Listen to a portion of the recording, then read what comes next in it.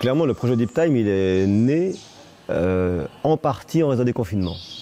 Alors c'est sûr qu'il était dans ma tête depuis longtemps, hein, de mettre des personnes dans une grotte, de travailler sur le hors du temps comme l'avait fait avant Michel Siffre, mais de le faire cette fois avec un groupe.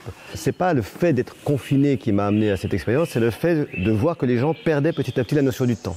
Et pour ça, il fallait faire une expérience neurocognitive sur le cerveau et le temps, et c'est Deep Time qui est né.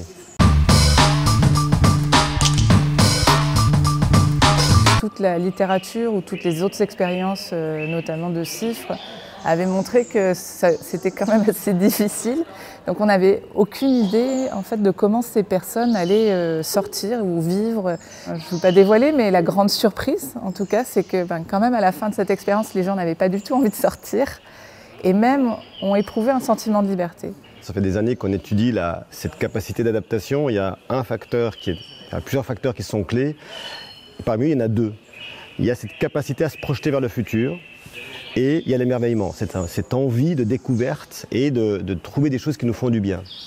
Et c'est vrai que quand on a monté l'expérience, il fallait qu'on mette les personnes dans une condition qui permettait d'avoir ces notions-là, être dans une condition de cette projection exploratoire et un milieu merveilleux à découvrir, ce qui sont des bases adaptatives et quelque part d'un sentiment de liberté.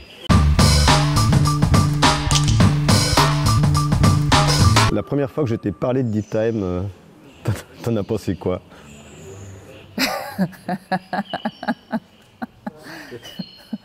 Ah, je me suis dit que c'était pas une bonne idée.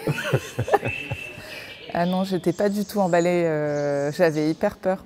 J'étais très stressée de l'aspect psychologique, de l'enfermement, ça me faisait assez peur. Mais au final, c'était une bonne idée.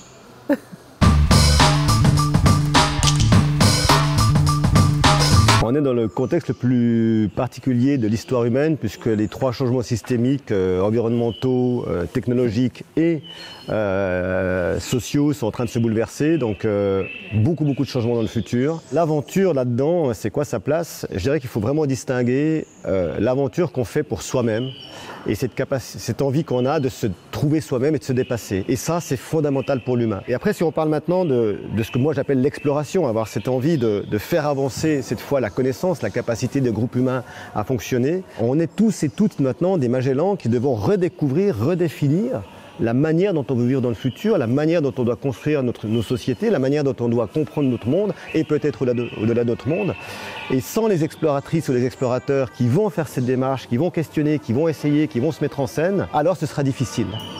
Et il faut une troisième chose, c'est l'art. Et ça tombe bien parce que la musique arrive et qu'on va pouvoir avoir cette dimension aussi. C'est comme respirer en fait. C'est inutile mais on en a besoin. Et puis il y a cette notion tellement importante. Comment est-ce qu'on peut construire quelque chose sans avoir une projection future, sans avoir un imaginaire de ce vers quoi on veut aller? Si on enlève cet imaginaire, si on enlève cette projection, si on enlève le rêve, qu'est-ce qui nous reste?